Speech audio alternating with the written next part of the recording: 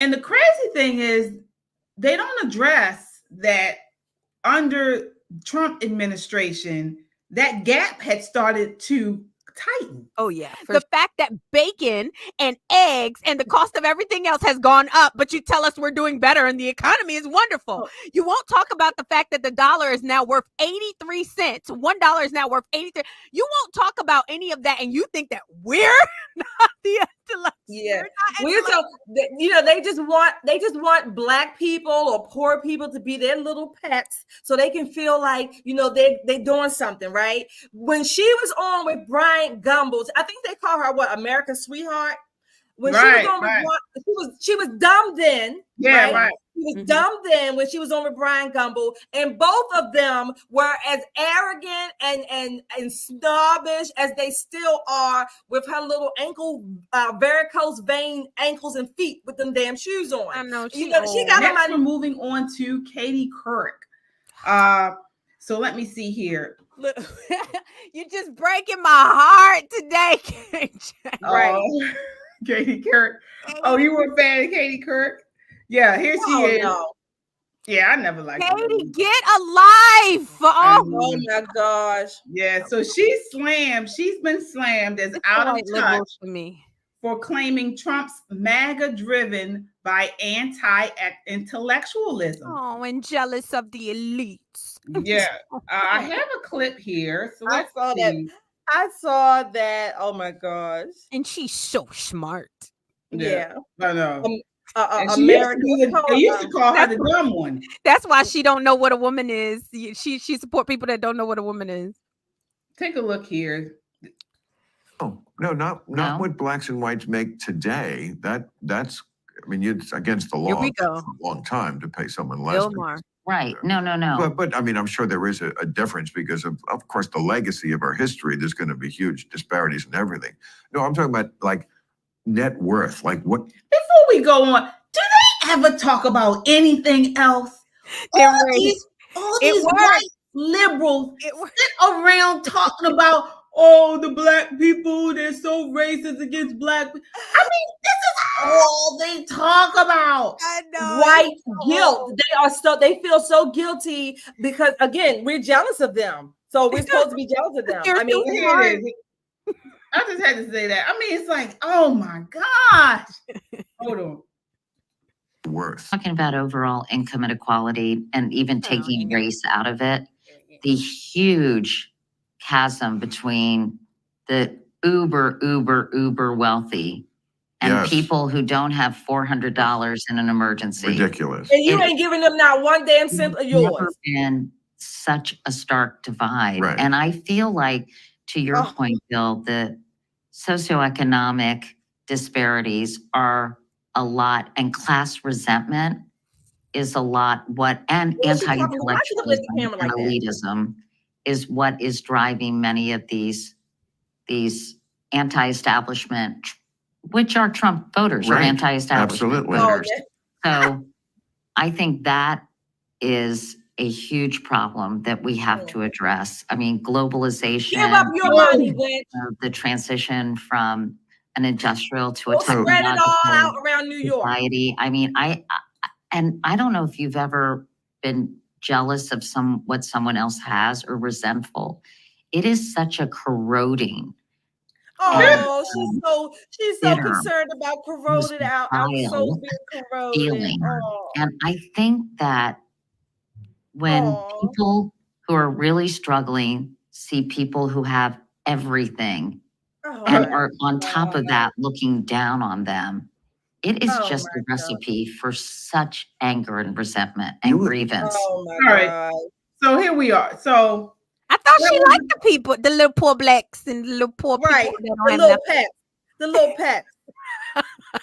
So there it is. And the crazy thing is, they don't address that under Trump administration, that gap had started to tighten. Oh, yeah, for sure. They don't address that. It has widened so bad under this administration. Absolutely. And for her to sit there with her like white liberal mouth, and this is why I told you Bill Maher irritates me, because he don't know which side he on. He is a very fearful man that he don't know, like, it's wherever the wind blows, like, I'll agree with this, but I can't agree with this.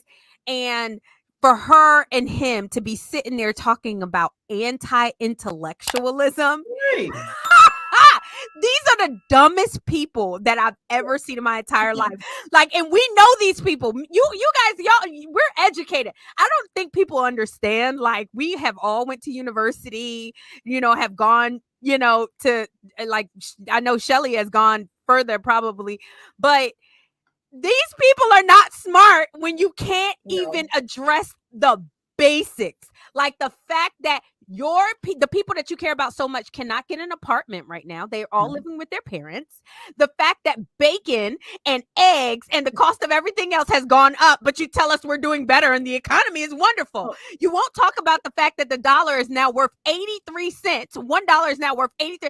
You won't talk about any of that, and you think that we're not the intellect. Yeah, we're so, they just want black people or poor people to be their little pets, so they can feel like they're doing something, right? When she was on with Brian Gumbel, I think they call her what, America's sweetheart.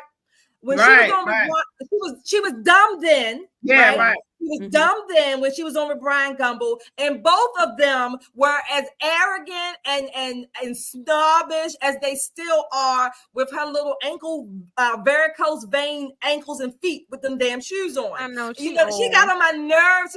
She just got on my nerves on that day of an interview. I mean, nobody's jealous of you, wench, but I don't see her breaking down her bank account to go and distribute, with this equity, right? Equitable distribution. She ain't distributing none of hers. No reparations. Oh my God. No reparations. They ain't talk about that. Nope. No, not at all. And this is what we're talking about. All they talk about is give out, handout, which we know it does not pull anyone out of poverty. It does not take away poverty or fix the issue of poverty. No, jobs and things like that help people. Dignity. Dignity, help people get out of poverty. And they didn't talk. This should have been a conversation about Biden's economic policies and how they have broadened that income gap, the economic gap between the rich and the poor. You talk about, and I posted this on my social media earlier today, talking about something as simple as rent. Yeah. The cost of rent has gone up exponentially under this administration. I want to say, I think like 30-something%, almost a third. When I think I heard last, it was almost a third. Like the prices have gone up, rent, real estate, and the cost of renting. People can't even afford that on their one, let alone 1, 2 incomes, right? I mean, these people are.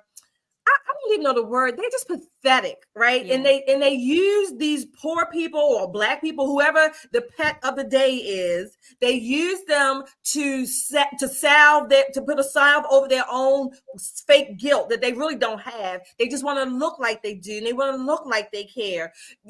I mean, Katie Couric, Brian Gumbel, all of them. Not one of them have put anybody in their homes. I'm sure they haven't. They will safeguard and block off, gate up their children in the private schools, the 24-hour security, homes got security more than Fort Knox, just so they won't go around the people that they claim that they want to care about so much. They're full of it. They're live. And I wanted to go on, if I could just stop. Say a little bit more about the home ownership. We talking about rent. They're talking about black people and in poverty.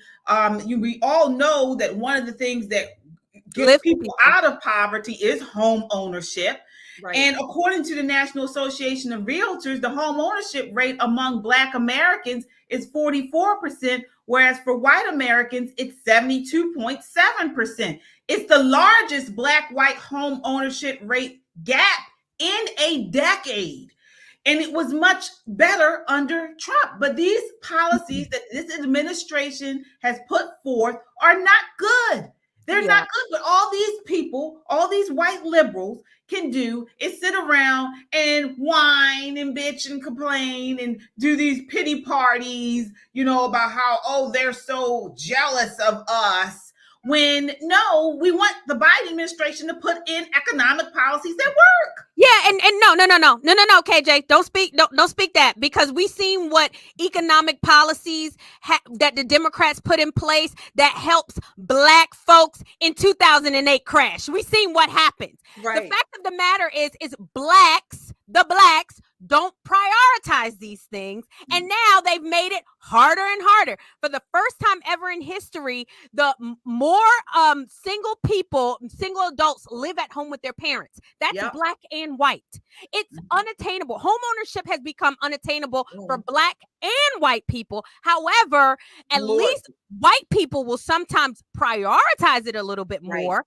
But the sad thing about it is nobody is talking about, for the first time ever in history, more than 50% of the homes are owned by investors. That's never happened. So it's all, I think Alex Jones, and you guys, you say whatever you want to about him, but he was talking about they are trying to get rid of private ownership here in America. Absolutely. As communists, they are crushing you to own a house. So these two elite people sitting here talking about, they're anti-elite and anti-intellectual. No, you are anti-American and you're anti-poor, and you want somehow for people to believe that you care about them because you're sitting here talking and you have done nothing to make your side do anything to help Blacks.